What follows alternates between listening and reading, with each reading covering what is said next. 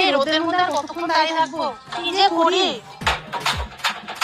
ওই তো একজন স্কুটি নিয়ে আসে, ওনার কাছে লিফট চাই। দিদি দাঁড়াও দাঁড়াও দাঁড়াও, দিদি দাঁড়াও দাঁড়াও, আমাকে একটু লিফট দেন না। শুনুন তো, আমি কাউকে লিফট দিই না, আমি একজন ইঞ্জিনিয়ার। আমার অফিস যেতে দেরি হয়ে যাচ্ছে, কোথা থেকে আসে এরা কে জানে।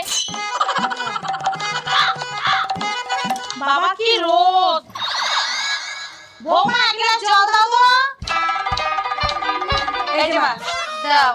বৌমা রান্না হয়ে গেছে? না না মা, রান্না আমি করছি না। সুভাষবাবু বলেছিলেন না কাজের লোক পাঠিয়ে দেবেন, তাও উনি কাজের লোক পাঠিয়ে দিয়েছে, সেই রান্না করছে। এই যে মায়ের দিদি। ও এইটাই তোমার অফিস? এই যে ইঞ্জিনিয়ার ম্যাডাম, একটু দেখে কাজ করুন, এখানে ধুলো পড়ে রইল যে।